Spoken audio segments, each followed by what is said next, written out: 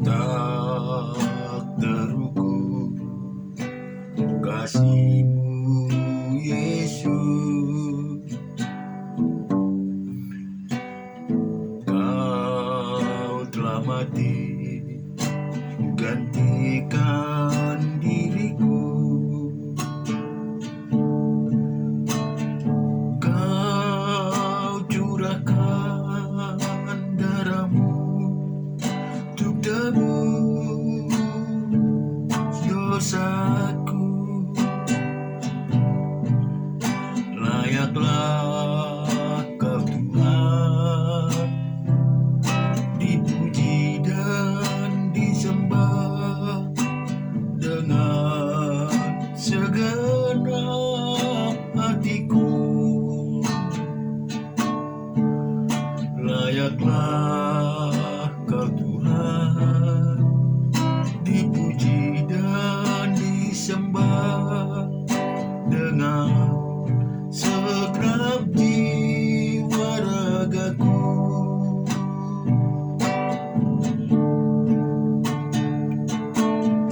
Tak terukur kasih-Mu Yesus, Kau telah mati gantikan diriku. Kau curahkan darah-Mu untuk tebus dosaku. Layaklah Kau Tuhan, dipuji dan disembah dengan segenap hatiku. Layaklah Kau Tuhan, dipuji dan disembah dengan segenap jiwa ragaku.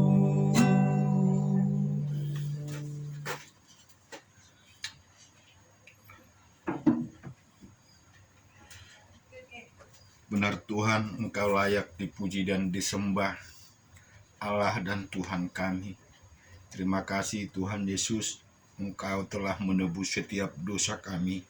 Kau telah memberikan kasih-Mu buat setiap kehidupan kami.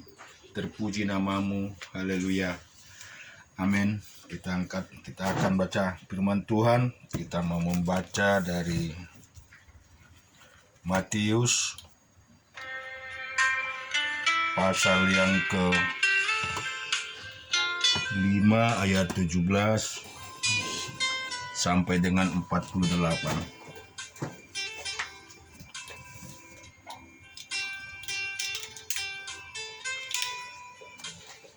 Jangan kamu menyangka bahwa aku datang untuk meniadakan hukum Taurat atau kitab para nabi. Aku datang bukan untuk meniadakannya, melainkan untuk menggenapinya. Karena aku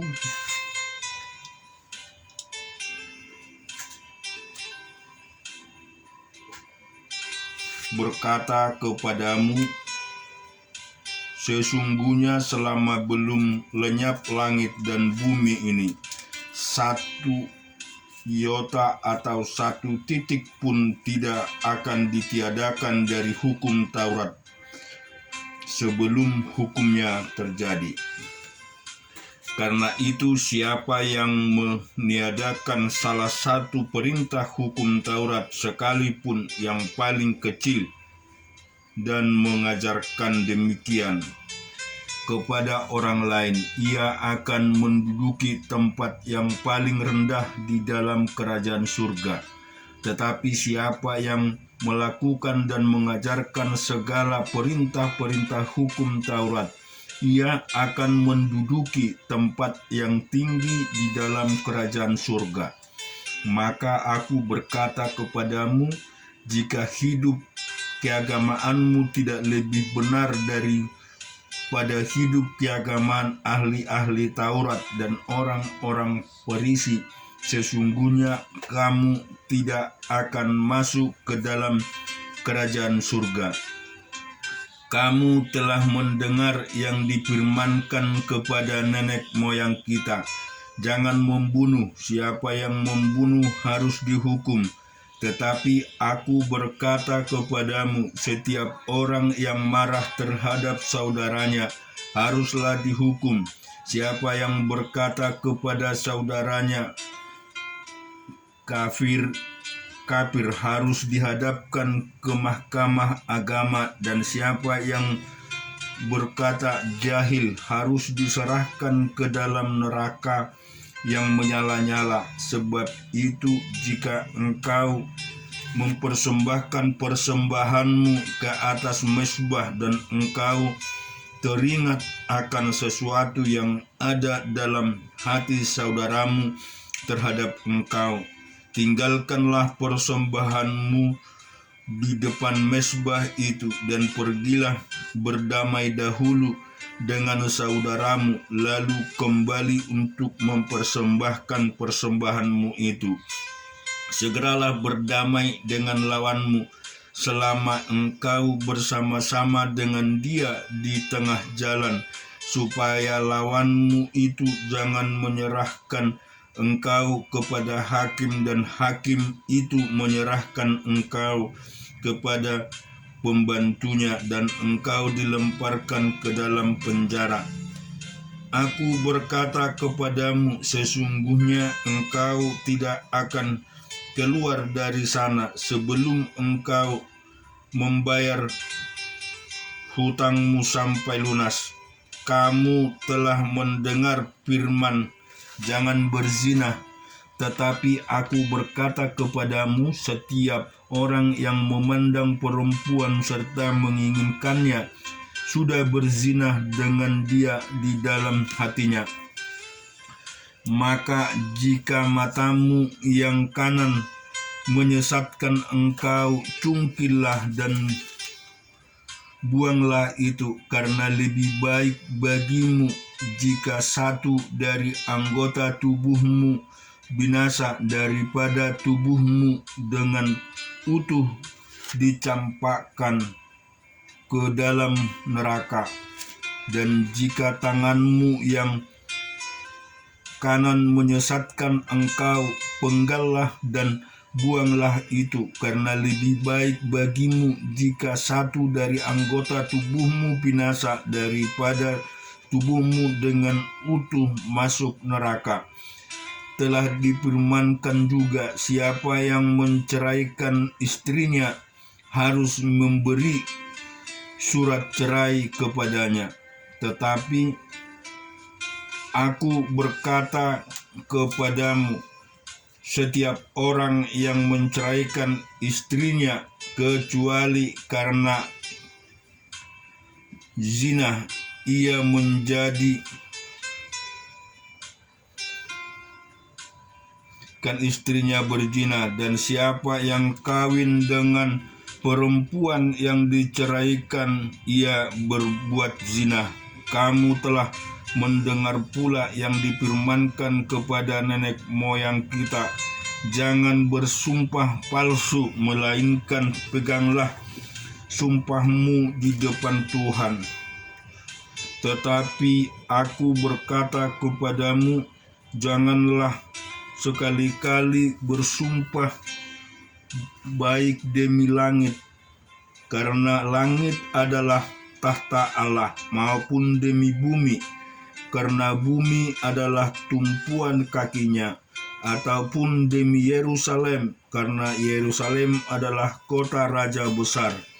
Jangan juga engkau bersumpah demi kepalamu, karena engkau tidak berkuasa memutihkan atau menghitamkan sehelai rambut pun. Jika ya, hendaklah kamu katakan ya, jika tidak, hendaklah kamu katakan tidak. Apa yang lebih daripada itu berasal dari si jahat. kamu telah mendengar firman, mata ganti mata dan gigi ganti gigi. Tetapi aku berkata kepadamu, jangan kamu melawan orang yang berbuat jahat kepadamu, melainkan siapapun yang menampar pipi kananmu, berilah juga kepadanya pipi kirimu. Dan kepada orang yang hendak mengadukan engkau karena mengingini bajumu, serahkanlah juga jubahmu. Karena siapa yang memaksa engkau berjalan sejauh 1 mil, berjalanlah bersama dia sejauh 2 mil. Berilah kepada orang yang meminta kepadamu, dan janganlah menolak orang yang mau meminjam daripadamu. Kamu telah mendengar firman, kasihilah sesamamu manusia dan bencilah musuhmu. Tetapi aku berkata kepadamu, kasihilah musuhmu dan berdoalah baginya, karena yang menganiaya kamu, karena dengan demikianlah kamu menjadi anak-anak Bapamu yang di sorga, yang menerbitkan matahari bagi orang yang jahat dan orang yang baik, dan menurunkan hujan bagi orang yang benar dan orang yang tidak benar. Apabila kamu mengasihi orang yang mengasihi kamu, apakah upahmu? Bukankah pemungut cukai juga berbuat demikian? Dan apabila kamu hanya memberi salam kepada saudara-saudaramu saja, apakah lebihnya daripada perbuatan orang lain? Bukankah orang yang tidak mengenal Allah pun berbuat demikian? Karena itu haruslah kamu sempurna, sama seperti Bapamu yang di sorga adalah sempurna. Kita baca Ayub pasal yang ke-9 ayat 1 sampai 20. Tetapi Ayub menjawab, sungguh aku tahu bahwa demikianlah halnya masakan manusia benar di hadapan Allah. Jikalau ia ingin berperkara dengan Allah 1 dari 1000 kali, ia tidak dapat membantahnya. Allah itu bijak dan kuat, siapakah dapat berkeras melawan dia dan tetap selamat? Dialah yang meniadakan gunung-gunung dengan tidak diketahui orang, yang membongkar bangkirnya dalam mukanya, yang menggeserkan bumi dari tempatnya sehingga tiangnya bergoyang-goyang, yang memberi perintah kepada matahari sehingga tidak terbit, dan mengurung bintang-bintang dengan meterai, yang seorang diri membentangkan langit dan melangkah di atas gelombang-gelombang laut, yang menjadikan bintang biduk, bintang belantik, bintang kartika, dan gugusan-gugusan bintang ruang selatan, yang melakukan pembuatan-pembuatan besar yang tidak terduga, dan keajaiban-keajaiban yang tidak terbilang banyaknya. Apabila ia melewati aku tidak melihatnya, dan bila ia lalu, aku tidak mengetahui. Apabila ia merampas, siapa akan menghalanginya? Siapa akan menegurnya? Apa yang kau lakukan? Allah tidak menahani murkanya. Ia bawah kuasanya para pembantu Rahab membungkuk. Lebih-lebih aku, bagaimana aku dapat membantah dia, memilih kata-kataku di hadapan dia. Walaupun aku benar, aku tidak mungkin membantah dia. Malah aku harus memohon belas kasihan kepada yang mendakwa aku. Bila aku berseru, ia menjawab aku tidak dapat percaya bahwa ia sudi mendengarkan suaraku. Dialah yang menemukan aku dalam angin ribut, yang memperbanyak lukaku dengan tidak semena-mena, yang tidak membiarkan aku bernapas, tetapi mengenyangkan aku dengan kepahitan. Jika mengenai kekuatan tenaga, dia yang mempunyai. Jika mengenai keadilan, siapa dapat menggugat dia? Di ayat 20, sekalipun aku benar, mulutku sendiri akan menyatakan aku tidak benar. Sekalipun aku tidak bersalah, ia akan menyatakan aku bersalah. Kita baca di Hakim-Hakim pasal yang ke-6 ayat 1-20.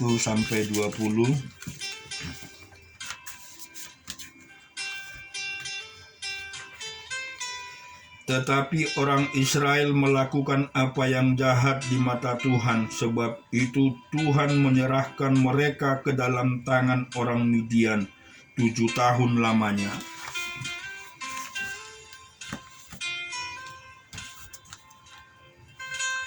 Dan selama itu orang Midian berkuasa atas orang Israel. Karena takutnya kepada orang Midian itu, maka orang Israel membuat tempat-tempat perlindungan pegunungan, yakni gua-gua dan kubu-kubu. Setiap kali orang Israel selesai menabur, datanglah orang Midian, orang Amalek, dan orang-orang dari sebelah timur, lalu maju mendatangi mereka. Berkemalah orang-orang itu di daerah mereka, dan memusnahkan hasil tanah itu sampai ke dekat Gaza, dan tidak meninggalkan bahan makanan apapun di Israel, juga domba atau lembu atau keledai ataupun tidak.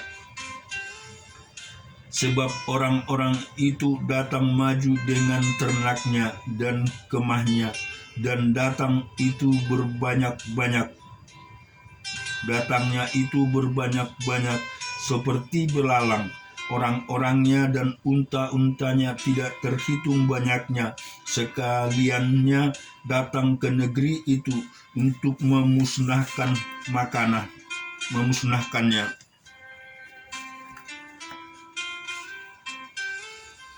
Sehingga orang Israel menjadi sangat melarat oleh perbuatan orang Midian itu.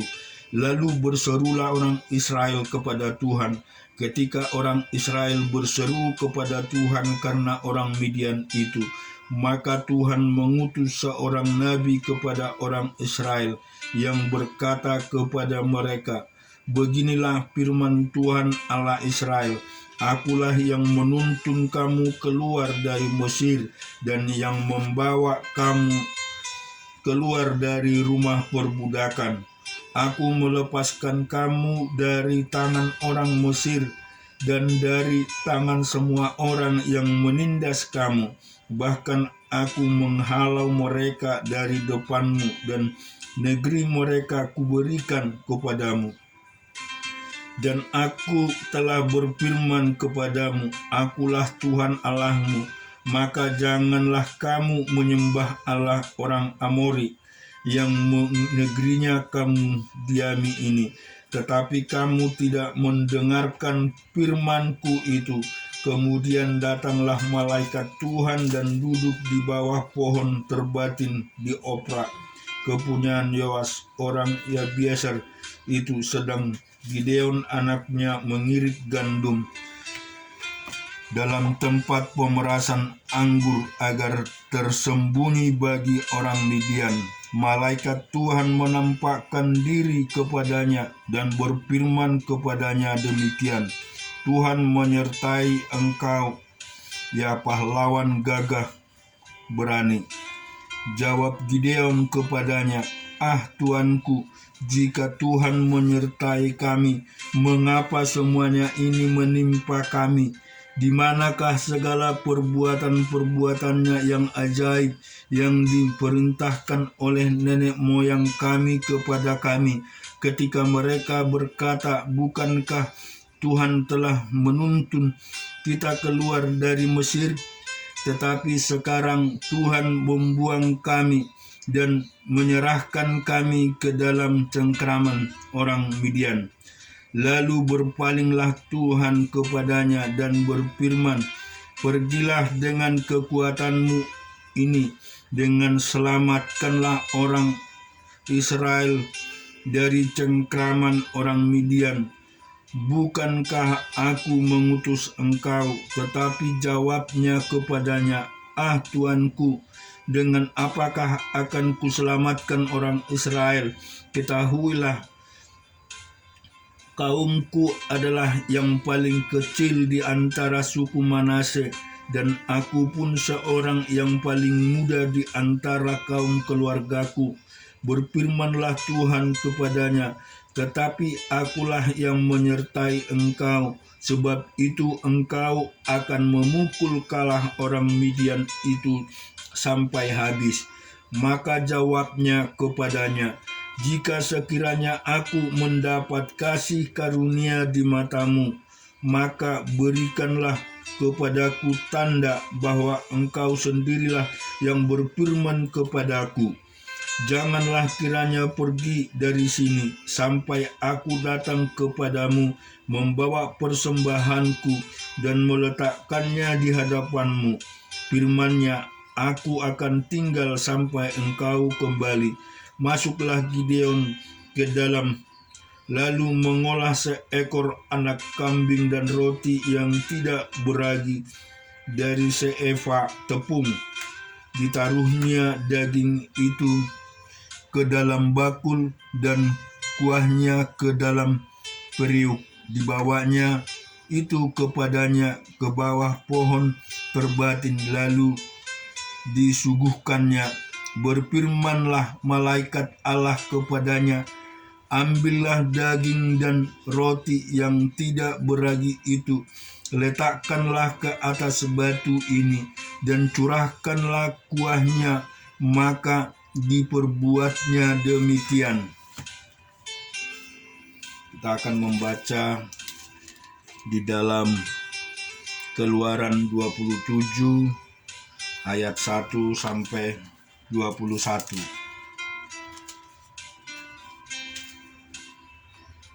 Haruslah engkau buat mezbah dari kayu penanga, 5 hasta panjangnya dan 5 hasta lebarnya, sehingga mezbah itu 4 persegi, tetapi 3 hasta tingginya. Haruslah engkau membuat tanduk-tanduknya pada 4 sudutnya. Tanduk-tanduknya itu haruslah seiras dengan mezbah itu, dan haruslah engkau menyalutnya dengan tembaga. Juga harus engkau membuat kuali-kualinya, tempat menaruh abunya, dan sodok-sodoknya, dan bokor-bokor penyiramannya, garpu-garpunya, dan perbaraan-perbarannya. Semua perkakasnya itu harus kau buat dari tembaga. Haruslah engkau membuat untuk itu kisi-kisi, yakni jala-jala tembaga, dan pada jala-jala itu haruslah kau buat 4 gelang tembaga pada keempat ujungnya. Haruslah engkau memasang jala-jala itu di bawah jalur mezbah itu, mulai dari sebelah bawah hingga jala-jala itu sampai setelah tinggi mezbah itu. Haruslah engkau membuat kayu-kayu pengusung untuk mezbah itu, kayu-kayu pengusung dari kayu penanga, dan penyalutnya dengan tembaga. Kayu-kayu pengusungnya itu haruslah dimusnahkan ke dalam gelang-gelang itu, dan kayu-kayu pengusung itu haruslah ada pada kedua rusuk mezbah itu waktu mezbah itu diangkut.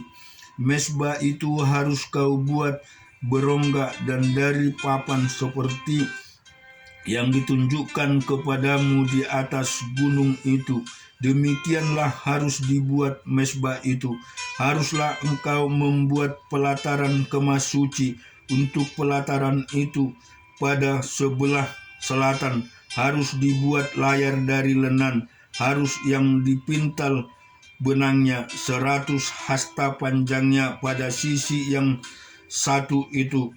Tiang-tiangnya harus ada 20 dan alas-alas tiang itu harus 20 dari tembaga, tetapi kaitan-kaitan tiang itu dan penyambung-penyambungnya harus dari perak.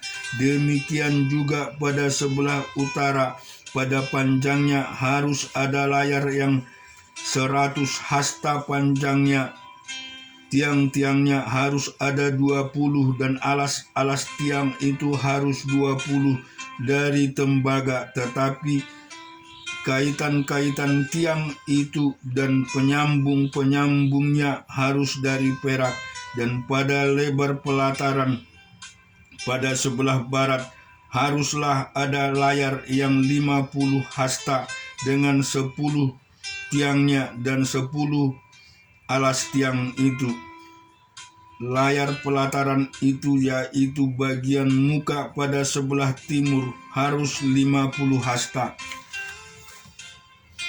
yakni 15 hasta layar untuk sisa yang satu di samping pintu gerbang itu dengan 3 tiangnya dan 3 alas tiang itu, dan juga untuk sisi yang kedua di samping pintu gerbang itu 15 hasta layar dengan 3 tiangnya dengan 3 alas tiang itu.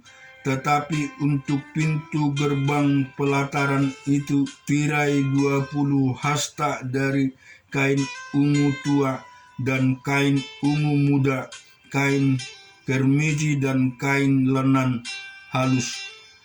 Dipintal benangnya tenunan yang berwarna-warna dengan 4 tiangnya dan 4 alas tiang itu. Segala tiang yang mengelilingi pelataran itu haruslah dihubungkan dengan penyambung-penyambung perak, dan kaitan-kaitannya harus dari perak dan alas-alasnya dari tembaga. Penjaga pelataran itu harus 100 hasta lebarnya, 50 hasta dan tingginya 5 hasta dari lenan halus yang dipintal benangnya.